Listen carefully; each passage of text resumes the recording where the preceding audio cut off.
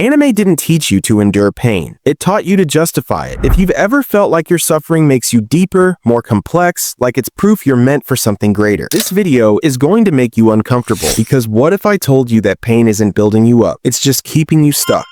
Here's what most people don't understand about why anime hits so hard. Humans can't tolerate meaningless suffering. When pain has no story, no purpose, no payoff, the mind starts to fracture. We need our struggles to mean something, and anime solves this problem perfectly. It gives you an equation. Suffering equals depth. Depth equals worth. Worth equals identity. Suddenly, your pain isn't something to escape. It's something to protect. Think about it. Many anime fans experience what I call quiet suffering, social invisibility, emotional neglect, feeling stuck while everyone else moves forward. There's no external validation for this kind of pain. No one's giving you a medal for being lonely. But anime reframes it. It tells you that suffering is proof of your strength, evidence of hidden potential, a prerequisite for transformation. And psychologically, that's incredibly useful. Your brain stops seeing pain as a problem and starts seeing it as purpose. This goes deeper than you think. We're talking existential psychology here. The most terrifying idea for a human being isn't pain. It's pain without purpose. Anime consistently resolves this terror by embedding suffering into destiny. Tragic backstories aren't just flavor. They're the reason characters matter. Only the broken can change the world. Power is always unlocked through loss. This teaches you an implicit rule. If I'm hurting, it must be leading somewhere. That belief stabilizes your psyche. It makes the pain tolerable. But here's the danger. Once pain equals meaning, healing feels like betrayal. Letting go feels like becoming shallow. Getting better feels like losing your identity. You don't just endure the pain anymore, you cling to it. Anime doesn't just show trauma, it aestheticizes it. The quiet, emotionally distant characters aren't portrayed as damaged, they're portrayed as profound. Emotional numbness isn't dysfunction, it's composure. Hyper-independence isn't a trauma response, it's strength. This is what psychologists call trauma normalization.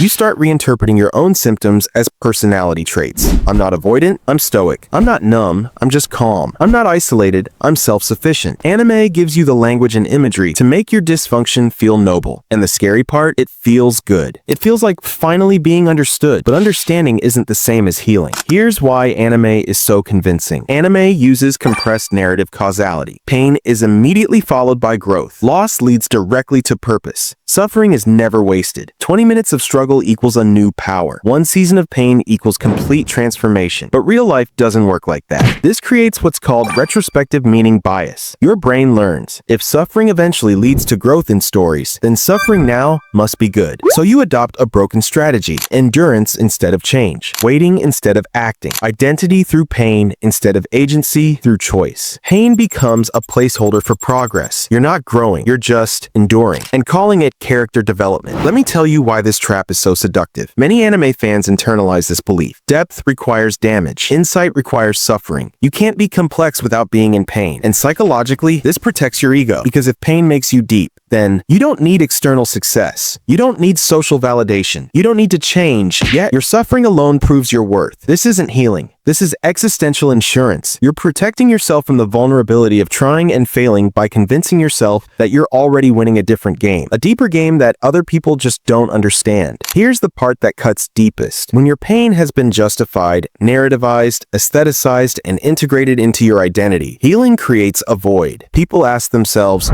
who am I without this struggle? If I'm not broken, what makes me special? If the pain wasn't meaningful, what was all of this for? And anime almost never answers this, because stories end at transformation, not maintenance. The credits roll right when real life begins, so you're left emotionally mature, intellectually reflective, but behaviorally frozen. You're very aware of your pain, very good at explaining it, very bad at leaving it. So here's the truth that cuts through all the romanticism. Pain doesn't make you deep. Reflection does. Suffering doesn't create meaning. Choice does. Anime uses suffering as a symbol. You're mistaking it for a strategy. Anime isn't wrong, but it's incomplete. It shows you why pain matters. It doesn't show you when pain is no longer useful. How to live after the arc ends. How to build meaning without damage. The characters you admire, they're at their most powerful after they've processed their trauma and chosen to move forward, not while they're drowning in it. I'm not telling you to stop watching anime. Anime gave your pain a story when nothing else would. But real life is asking you to decide whether to keep that pain or whether you're ready to write what comes next. The arc doesn't end when you gain power from suffering. It ends when you choose to use it. If this hit you, you know what to do. And if you're ready to explore what comes after the pain, I'll see you in the next one.